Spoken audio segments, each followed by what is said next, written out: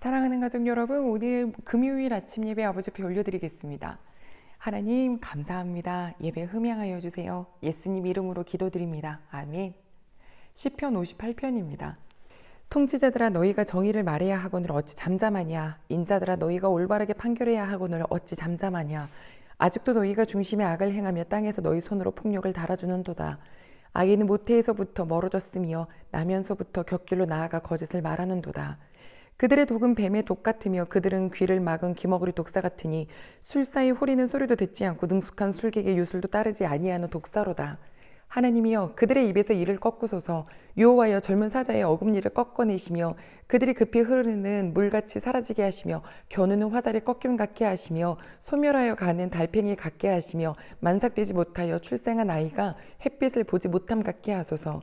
가시나무 불이 가마를 뜨겁게 하기 전에 생나무든지 불 붙는 나무든지 강한 바람으로 휩쓸려 가게 하소서.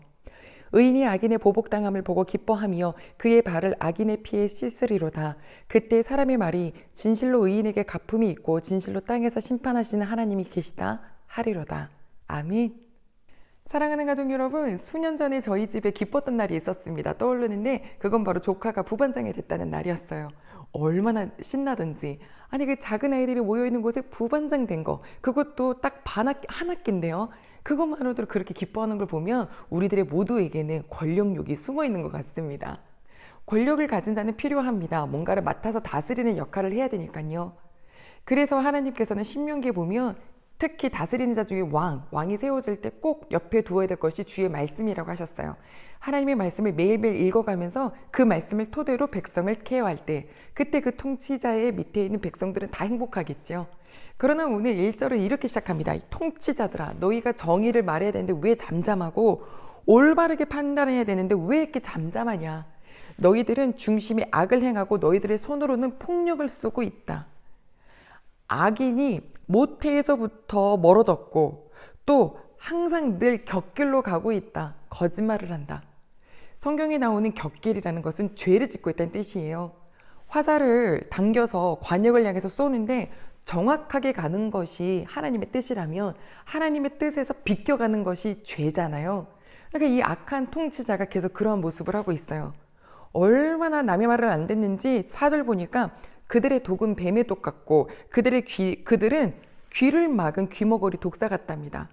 우리 중동 지역의 동화나 영상 보시면 왜 터번 두른 아저씨가 딱 앉아가지고 피리 불면 뱀들이 막 나와서 춤을 추잖아요. 그런데 그 주인의 말도 듣지 않아요. 귀머거리 독사니까 안 나온다는 뜻이잖아요. 그만큼 남의 말 절대 안 듣습니다. 자기가 세상의 최고인 거예요. 하나님께 뭐라고 얘기하냐. 5절에 보니까 술사의 호리는 소리도 듣지 않고 능숙한 술객의 요술도 따르지 않은 독사와 같다. 누구요? 악을 행하는 공의가 없는 통치자들이요. 권력이 있었어요. 그런데 아무 소리도 안 들린다면 그거야말로 폭군이 되기 시작합니다. 그래서 6절에 보니까 하나님 그들의 입에서 이를 꺾어버리세요. 사자의 어금니를 꺾어내십시오. 이빨 빠진 호랑이, 우린 이런 얘기 하는데 아무 힘도 없어지는 거죠. 으르렁 하는 것 같지만 보기에 비웃음거리밖에 안 됩니다. 그리고 7절에 보면 그들을 보고 급히 흐르는 물같이 사라지게 해주세요. 이스라엘 땅에는 비가 오지 않은 시간이 굉장히 길기 때문에 한번 이 물이 쭉 꾸준하게 오는 게 아니라 급하게 흐르는 와디 같은 곳이 있습니다. 그런데 그것은 그냥 사라져버려요. 땅속으로. 너무나 가물었던 땅이기 때문에. 그러니까 지금 마치 후루루 우르르 쾅쾅 뭔가 소리를 내는 것 같지만 사실상 언제 있었지 하는 것처럼 사라지는 존재가 되게 해달라고 하고 있고요. 또 보면 겨누는 화살인데 끝이 꺾임처럼 뭉툭한 화살이 되게 해주십시오. 8절에 보니까 소멸하여 가는 달팽이 같게 해주세요. 달팽이가 이 고대 사람들은 어떻게 생각했냐면 끈적끈적한 진액이 나오니까 저 진액은 몸에서 나오는 거고 저 진액이 다 나가면 가면 갈수록 이 진액은 다 빠져나갈 테니까 몸은 작아지고 쭈그려져서 완전히 사라진다. 그게 달팽이의 운명이라고 생각했어요. 그러니까 지금 현재 힘을 가지고 폭력을 쓰면서 통치자의 자리에 앉아있지만 저들은 곧 저 힘이 곧 사라져서 사라지는 존재가 되게 해달라고 말을 하고 있습니다. 9절 말씀 보면요. 가시나무 불이 가마를 뜨겁게 하기 전에도 생나무든지 불 붙는 나무든지 강한 바람으로 휩쓸려 가게 해 주십시오라고 했습니다. 가시나무라고 굳이 표현한 것은 아무짝에 쓸모없는 나무이기 때문이에요. 그나마 불에 한번 태워보려고 가마를 달구려고 집어넣었더니 가마가 데펴지기도 전에 그냥 사라지는, 그러니까 계속 지금 뭐에 대한 메시지예요? 현재는 힘을 가지고 있는 것 같지만 어느 순간 언제 있었냐는 듯이 사라지는 존재가 되게 해달라고 하나님께 이야기하고 있지요. 그러면서 10절에 의인은 저 악인이 보복당하는 것을 볼 거고 그것을 보고 기뻐할 거다라고 했지만, 여기서 오해하지 마세요. 우리가 정말 뭔가 악한 사람이 잘못됐다라는 것을 보고 기뻐하라는 뜻은 아닙니다. 무엇을 기뻐하냐면 11절, 사람이 이제 말을 하게 되는 거예요. 야, 그래, 역시 의인에게는 가품이 있고 땅에서는 심판하시는 하나님이 계시구나. 우리가 뭐 때문에 기뻐하냐면, 하나님 지금 너무 말도 안 돼요. 저렇게 포악하고 힘만 세고, 그래서 전혀 저 사람 때문에 너무나 많은 사람들이 힘들어하고 나도 힘든데, 그래서 없어지는 존재가 됐으면 좋겠지만, 그러나 결국에 보니까 하나님께서 하나님 바라보는 자는 또 갚아주시고, 저렇게 악을 행하는 자는 하나님이 심판하시는군요. 이 땅에 바로 하나님이 심판자로 계시는군요 하는 것을 보면서 하나님이 하나님 되심을 보고 기뻐해야 하는 거죠.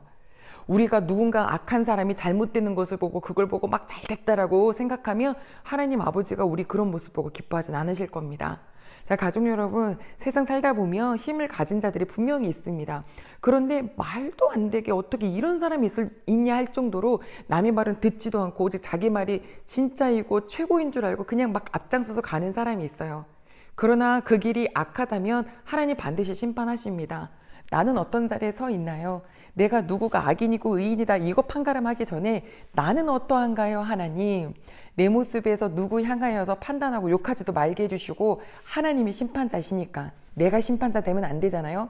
나는 오늘 또 내가 어떤 자리에서 조금이라도 있는 힘이 누군가를 힘겹게 하고 있지는 않은지를 좀 살펴볼 수 있는 오히려 그런 저희가 되기를 소망하며, 이 땅에 계실 때 좀 억울하고 힘이 드셔도 하나님이 계셔요. 하나님 반드시 보고 계시고요.